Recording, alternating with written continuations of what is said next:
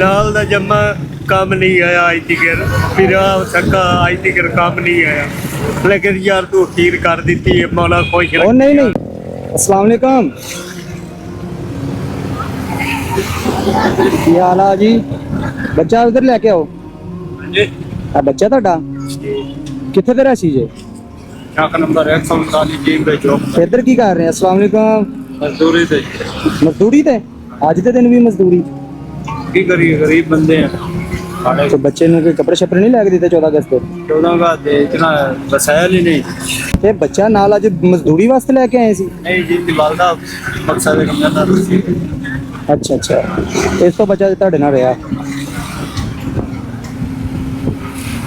ਤੁਸੀਂ ਨਾ ਇੱਕ ਕੰਮ ਕਰਨਾ, ਅੱਜ ਨਾ ਜਾ ਕੇ ਬੱਚੇ ਵਾਸਤੇ 14 अगस्त ਦੇ ਕੱਪੜੇ ਲੈ ਨਹੀਂ ਲੈ?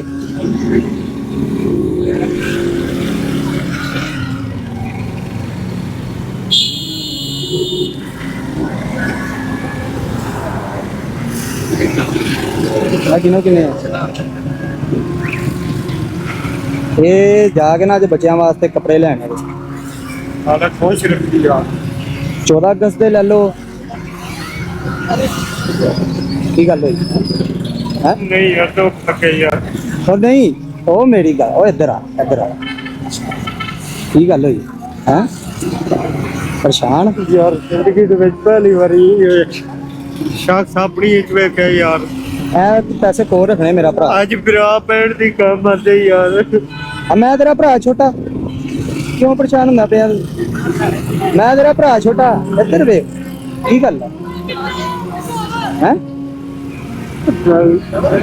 लाल दा जम्मा काम नहीं आया आज तक, फिर सक्का आज तक काम नहीं आया।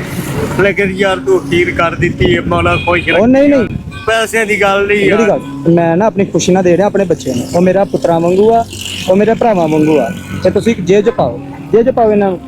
ਨਾ ਨਾ, ਇਹ ਕੰਮ ਨਹੀਂ ਕਰਨਾ। ਜੇਬ 'ਚ ਪਾ, ਪਰੇਸ਼ਾਨ ਨਾ ਹੋ। ਆ ਦੇਖ, ਮੈਂ ਤੇਰਾ ਭਰਾ ਛੋਟਾ ਯਾਰ, ਮੈਂ ਤੈਨੂੰ ਆਪਣਾ ਨੰਬਰ ਦਿੰਦਾ, ਤੂੰ ਮੇਰੇ ਨਾਲ ਰਾਤ 'ਚ ਰਹਿਣਾ। ਕੋਈ ਪਰੇਸ਼ਾਨੀ ਹੈਗੀ ਹੈ? ਕੋਈ ਦੁੱਖ, ਕੋਈ ਤਕਲੀਫ? ਘਰ ਦਾ ਰਾਸ਼ਨ ਰੂਸ਼ਨ ਆ ਰਿਹਾ ਵਾ? शुक्र ਹੈਂ? ਪੱਕੀ ਗੱਲ ਹੈ?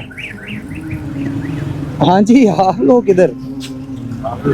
ਚਲੋ ਅੱਲਾ ਦੀ ਸਪੁਰਦ ਆ। ਤੁਸੀਂ ਜਾਓ, ਆਪਣੇ ਬੱਚੇ ਨੂੰ ਨਾਲ ਲਓ, ਇਹਦੇ ਜਾ ਕੇ ਕੱਪੜੇ ਜੁੱਤੀ ਲਓ, ਤੇ ਜਾ ਕੇ ਜਰਾ ਨਾ ਕੋਈ ਘਰ ਖਾਣਾ ਛਾਣਾ ਲੈ ਕੇ ਜਾਓ ਬੱਚਿਆਂ ਵਾਸਤੇ। ਠੀਕ ਆ?